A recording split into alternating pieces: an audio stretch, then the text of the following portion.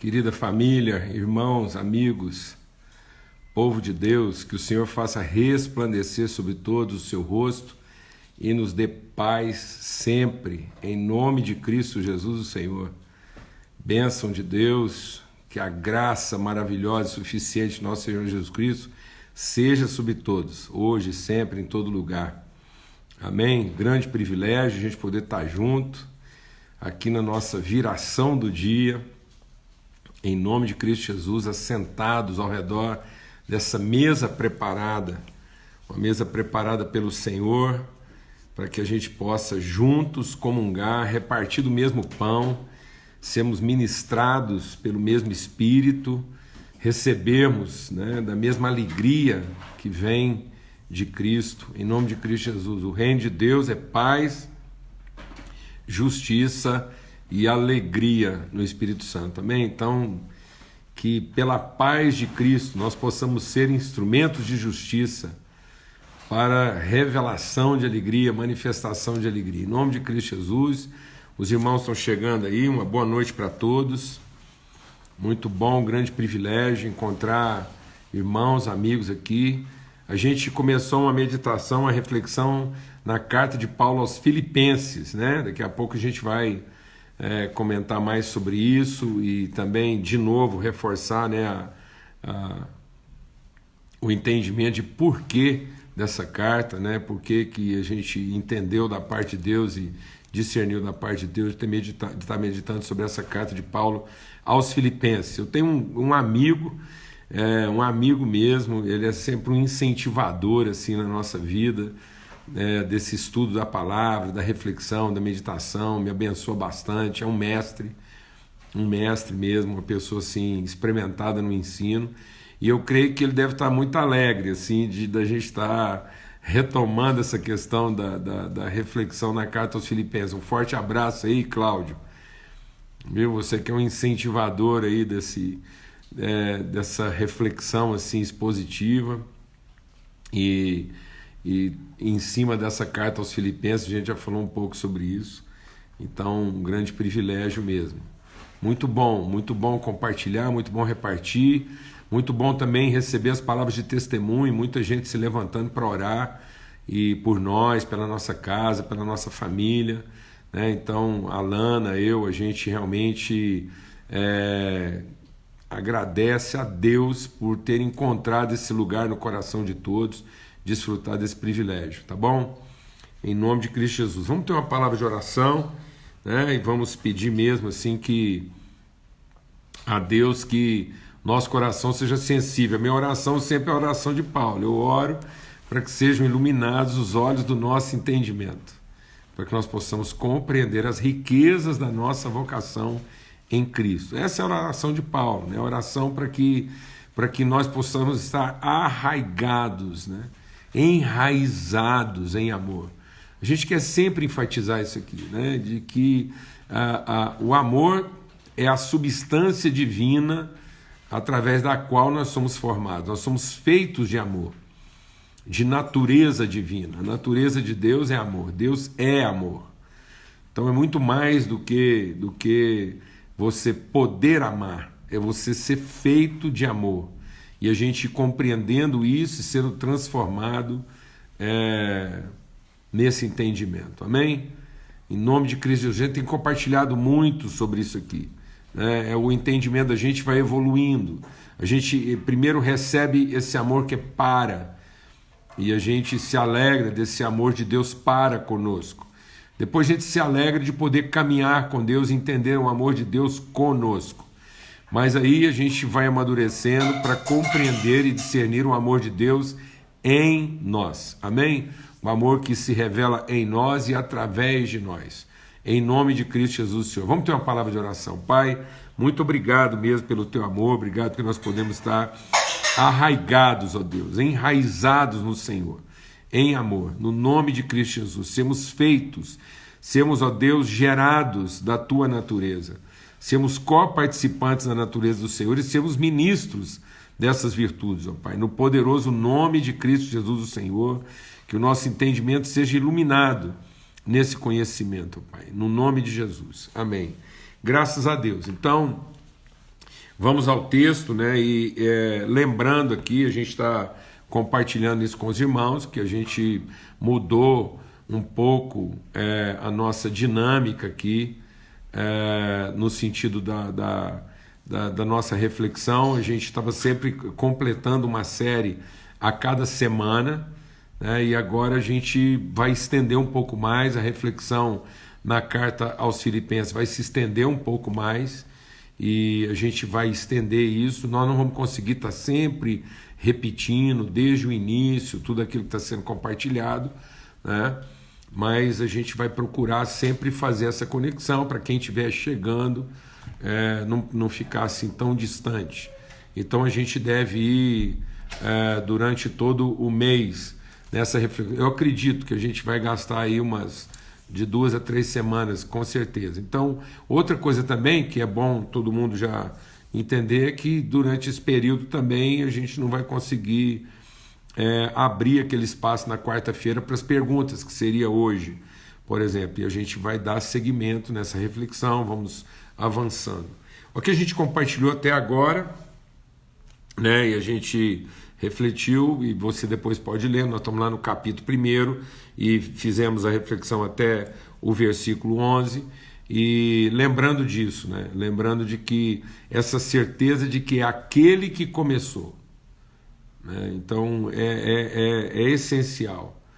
Sabe, amados, assim, não existe engano maior na nossa vida, porque foi o que derrubou Adão lá no Jardim do Éden. O que derrubou o Adão e a mulher dele, a Eva? Era a ideia, né, trazida por Satanás de que alguma coisa começada no homem pode terminar em Deus. Então eu tenho insistido aqui, e isso é uma coisa que tem que ser meditada sempre, né? Não há ninguém bom, não há quem faça o bem, não há bondade espontânea no homem. Só é verdadeiramente bondade quando isso é uma resposta à bondade de Deus. Então é a forma como nós respondemos, a forma como nós somos responsivos a Deus. Isso é verdadeiramente bondade. Porque o engano do diabo não foi propor ao homem fazer uma coisa errada. O engano de Satanás foi um suposto certo. É a suposição de que a partir de nós uma coisa certa pode ser boa.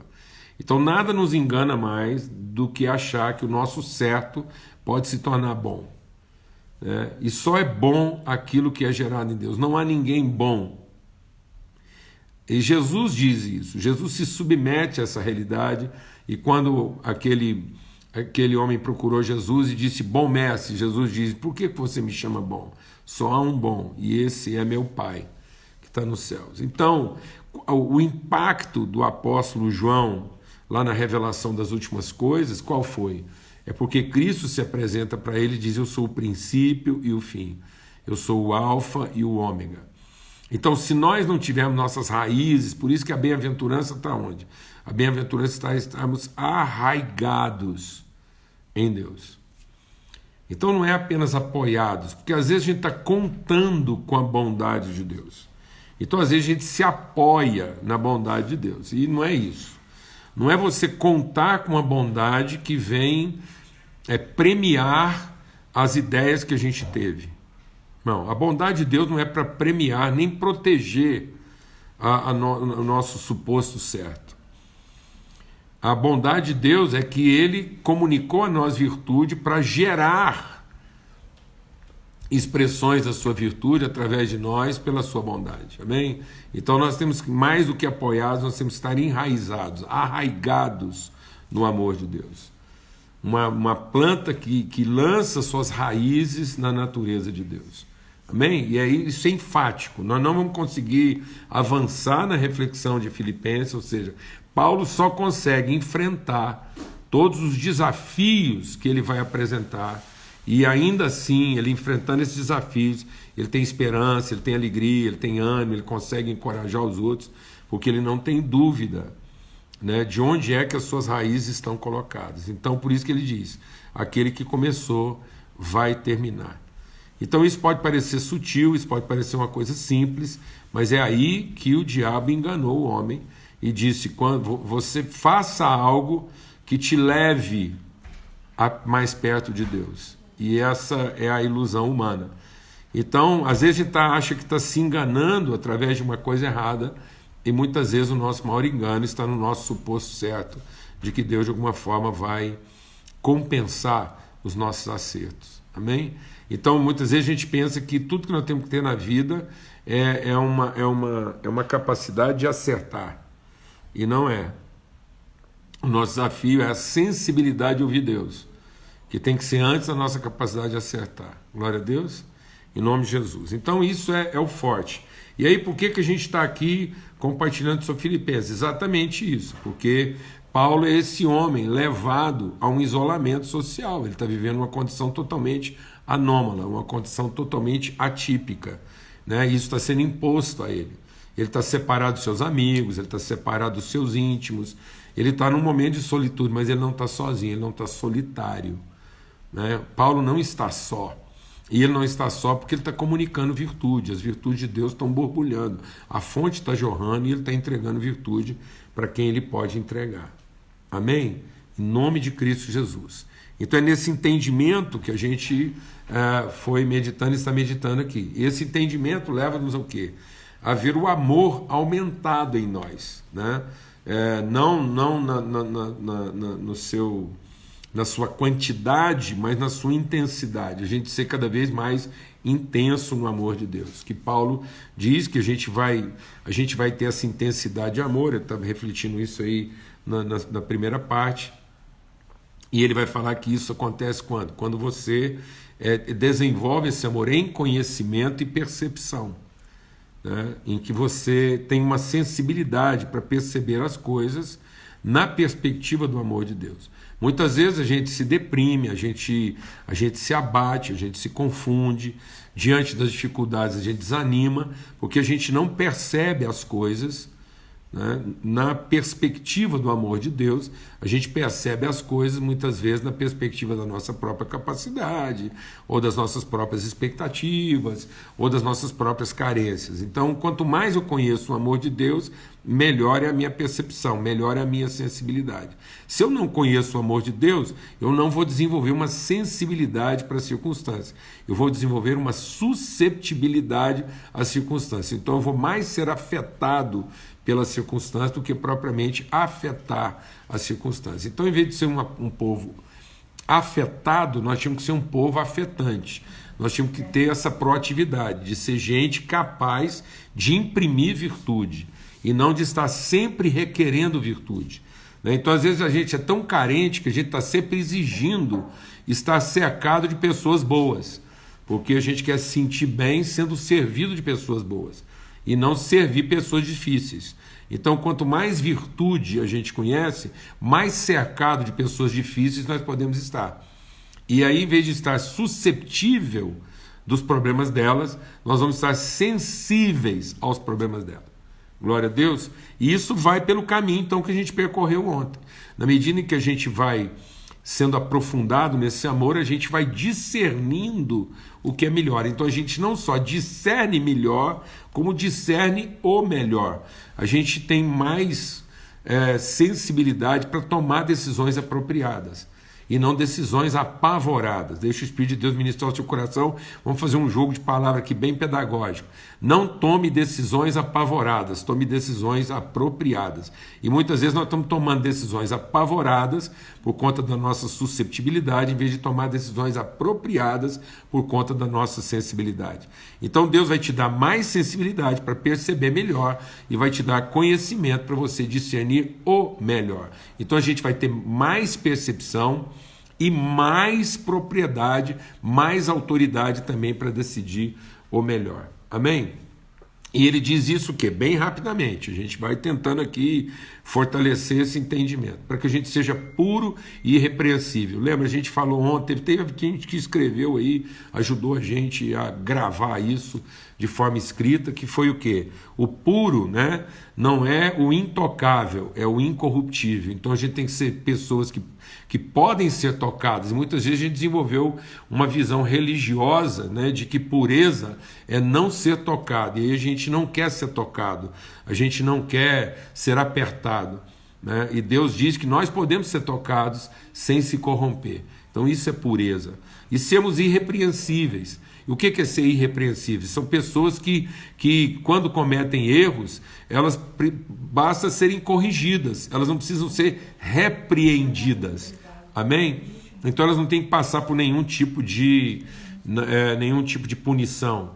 Então o irrepreensível não é o infalível, não existe essa pessoa infalível, né? Mas o que é o irrepreensível? É aquele que não precisa ser punido quando ele comete um erro, porque ele é corrigido, ele é corrigível.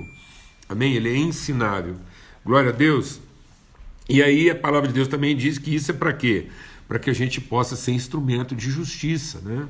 E a gente compartilhou bastante sobre isso lá, cheios de fruto de justiça. Glória a Deus, para que a nossa vida seja pautada por aquilo que a gente tem para oferecer. Vamos rapidamente agora, né, concluir agora. A gente sempre faz essa introdução e aí concluímos em cima daquilo que é a reflexão do dia, e vamos ler aqui a partir do verso 12, que diz assim: mas quero que saibais, irmãos, que as coisas que me aconteceram contribuíram para maior proveito do Evangelho. Nós vamos tratar de uma coisa aqui muito melindrosa aqui hoje, então você presta atenção. Então tudo que me aconteceu contribuiu para melhor proveito do Evangelho, de maneira que as minhas prisões em Cristo se tornaram conhecidas em todo o palácio e em todos os demais lugares. E muitos dos irmãos no Senhor, adquirindo confiança com as minhas prisões, estão muito mais corajosos para pregar a palavra sem temor. Alguns, de fato, até pregam a Cristo por inveja e contenda, e outros também de boa vontade. Uns pregam a Cristo por contenda, mas não sinceramente, julgando acrescentar aflição às minhas prisões, né? Mas outros por amor, sabendo que fui posto para a defesa do Evangelho. Mas que importa? Não obstante, de todo modo, seja na pretensão, seja na verdade, Cristo seja pregado. E nisso me regozijo sim, e me regozijarei. Amado, vamos fazer uma pausa aqui. Se a gente não conseguir continuar hoje, a gente vai só aprofundar isso aqui, já tá bom demais. É o seguinte, a primeira coisa que Paulo está falando, quando a gente tem essa raiz no amor de Deus, quando a gente tem essa convicção de que aquilo que Deus gerou, ele vai terminar, ou seja, que se a gente, todo o processo de Deus é para nos aprimorar, né? É para nos expandir. Guarda essa palavra. Deus não quer que a gente cresça como quem aumenta, Deus quer que a gente cresça como quem se expande. Então às vezes eu posso crescer acumulando em vez de crescer expandindo, né? Então, o nosso crescimento não é o crescimento de quem ajunta, né? O nosso crescimento é o crescimento de quem multiplica a virtude, manifesta a virtude, se expande na revelação da virtude, amadurece, né? Se desenvolve. Então, quando a gente tem esse entendimento, até lembra que eu compartilhei lá ontem, né? Não é esse fruto, essa semente vai produzir fruto, não é a 30 ou 60 ou a 100, não, ela vai produzir 30. E de 30 a 60, e de 60 a 100. Então é um processo progressivo, né? De amplitude, de evolução. Então quando eu entendo isso, eu entendo que todas as coisas que Deus permitem no processo é para uma expressão melhor. Por isso Paulo escreve bem aos Coríntios quando ele diz assim: naquilo que nós sofremos, nós somos consolados. Então Deus não permite nada, nenhuma dificuldade, nenhuma tribulação na nossa vida, é para que você seja vencido. Deixa o Espírito de Deus ministrar o seu coração. Quando Paulo escreve aos Romanos, a gente tem que ser repetitivo mesmo, porque Paulo repete isso, né? Ele escreve isso aos Romanos, ele escreve aos Coríntios, ele escreve aos Filipenses, ele diz: olha, por isso nem vida, nem morte, nem altura, nem profundidade, nem passado, nem presente, nem coisas do porvir, nem principado, nada poderá me separar do amor de Deus que está em Cristo Jesus. A gente tem a tendência de pensar, bom, nada vai separar o amor de Deus de mim. Não, isso nunca foi separado. Nunca Deus se separou de nós, porque o amor dele o manteve ligado àquilo que era a sua promessa, o seu compromisso conosco. Agora eu preciso entender que da mesma forma como eu entendo que as minhas raízes estão em Deus, então também nenhuma circunstância me separa do amor de Deus. E quando eu entendo isso, nós somos mais do que vencedores, através daquele que nos amou. Então quando eu entendo que se eu fui gerado em Deus, então Ele vai completar. Então se Ele vai completar, todo o processo na minha vida está no controle de Deus. Então Deus não vai permitir nada para que eu seja derrotado. Deus vai permitir todas as coisas para que eu seja mais do que vencedor. Então tudo que Deus permite, tudo que vem, tudo que bate na sua porta, é para que você tenha vitória sobre isso, e não para que prevaleça contra você. Então é maravilhoso isso, você saber que qualquer que seja a situação que você está enfrentando, ela já vem numa medida, ela já vem preparada para ser vencida por você. Glória a Deus. Haja paz no nosso coração. Então Paulo diz o seguinte, que mesmo as tribulações dele, mesmo as dificuldades, elas cooperaram para a expansão do Evangelho. Então ele fala de novo isso aos Coríntios, ele diz assim, em tudo que nós somos atribulados, nós seremos consolados, para que através da consolação que nós recebemos, nós possamos consolar a outros. Então quando Deus permite um problema na sua vida, é para que você possa representar todas as pessoas que enfrentam aquele mesmo tipo de problema e que não estão sabendo vencer isso. Então é uma luz. Por isso nós somos luz desse mundo, nós somos sal dessa terra.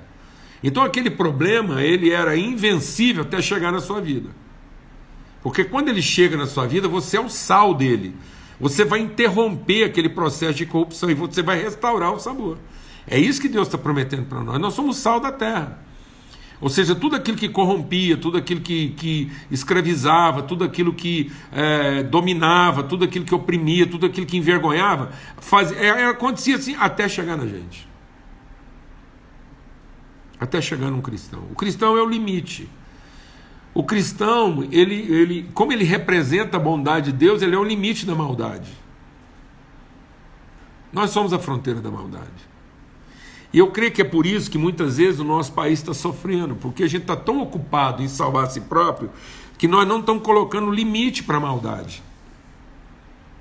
Porque a gente se ressente dela, em vez de assumir a responsabilidade dela. Então quando algum problema está acontecendo, ele chega até nós, não para que você se vitimize de estar enfrentando aquele problema, mas para que você assuma a responsabilidade dele. Toda vez que um problema parou na gente, ele chega na gente, é para que você assuma a responsabilidade dele. Ele passa a ser nossa responsabilidade, porque na nossa vida ele vai ser vencido. E sendo vencido, nós vamos inspirar outros. Então Paulo falou assim, a partir do momento que essa coisa acontecia com muita gente ficava deprimida, ficava lá abatida e perdida, o dia que chegou em mim, a forma como Deus me oportunizou a enfrentar esse problema fez com que as pessoas ganhassem ânimo. Glória a Deus. Em nome de Cristo Jesus. Então recebe isso hoje. Vamos deixar claro aqui. Nós somos o limite da maldade.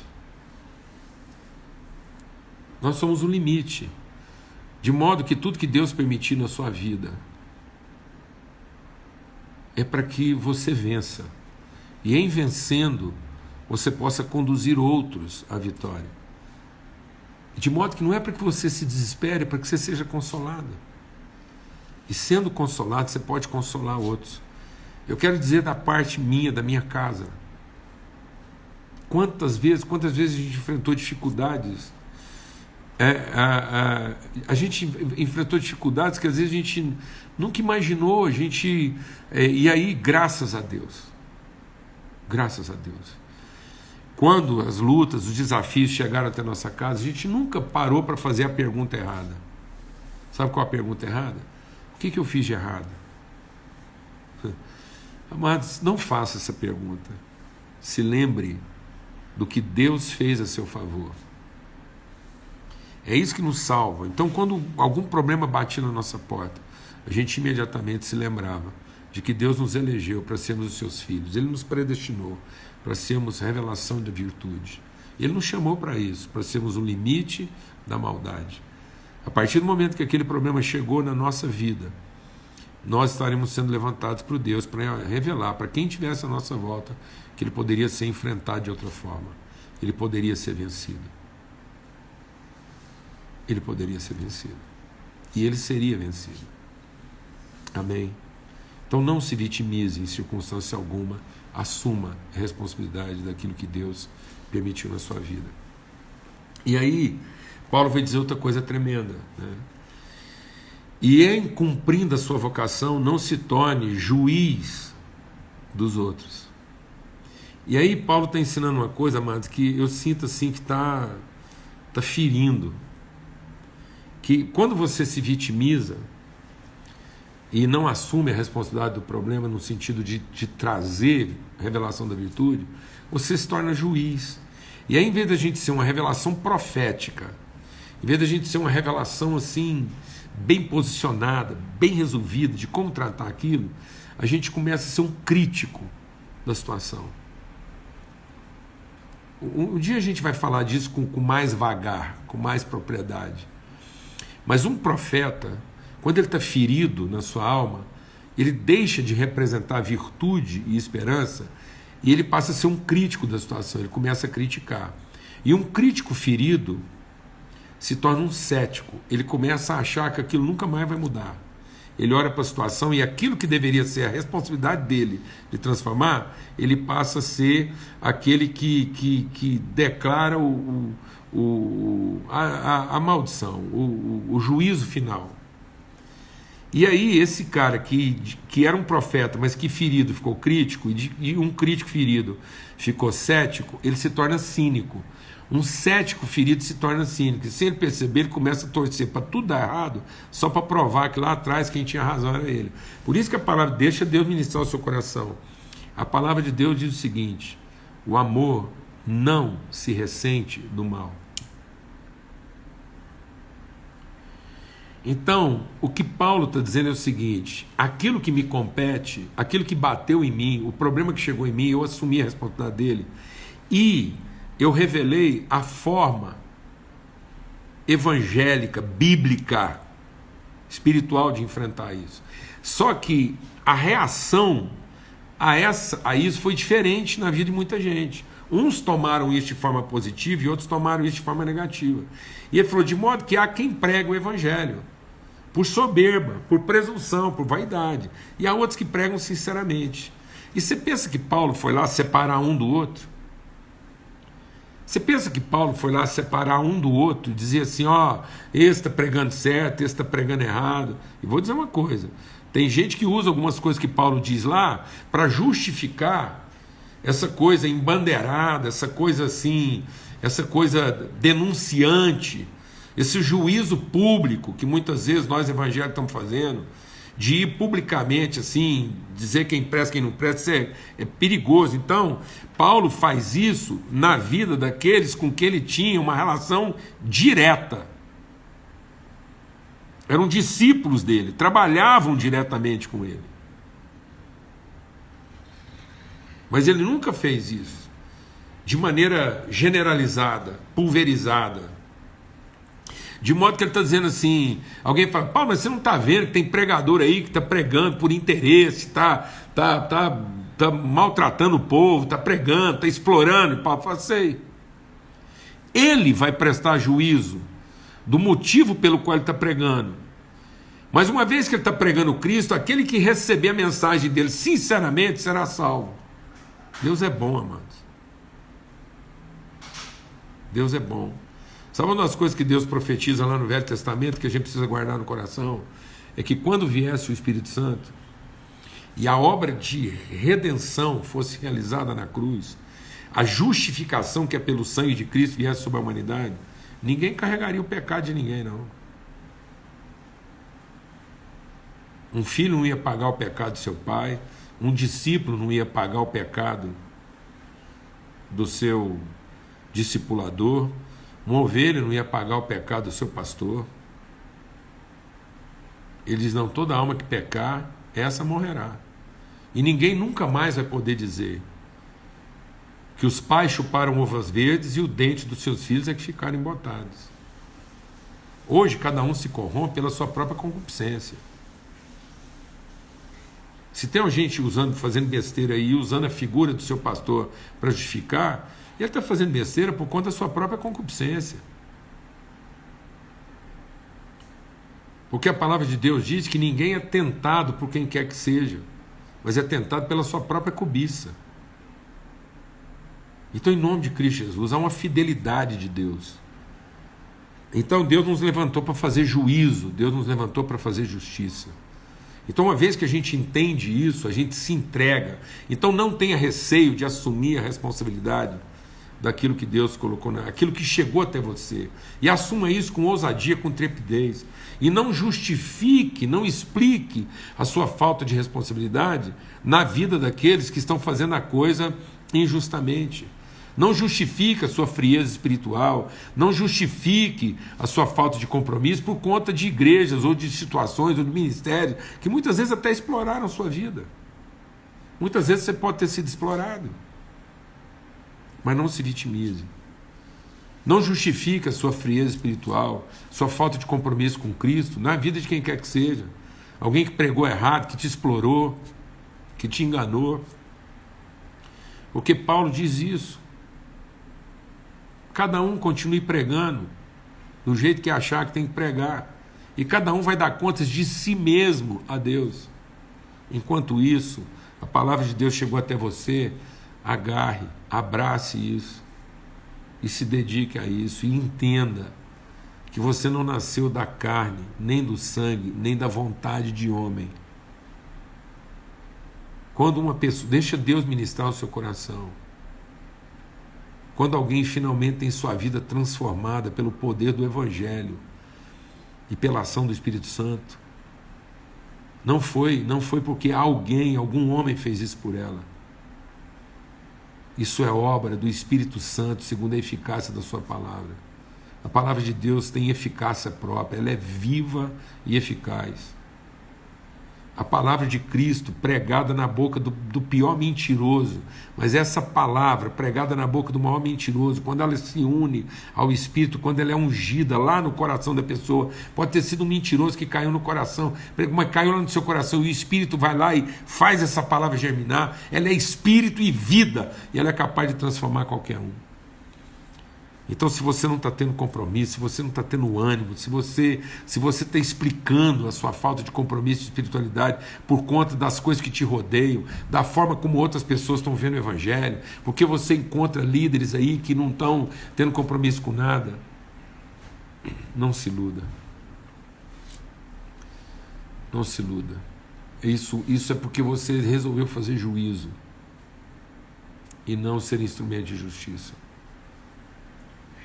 Você não entendeu que, na verdade, essas lutas, essas dificuldades, esses enfrentamentos são próprios da vida de todos aqueles que se lançam no Senhor.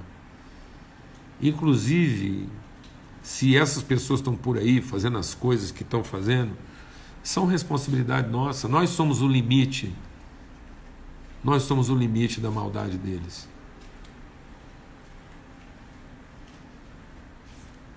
Vou falar uma coisa muito séria, guarde isso no seu coração. Ninguém é responsável pela nossa falta de compromisso, a maior que seja a maldade dessa pessoa. Mas nós somos o limite da maldade deles.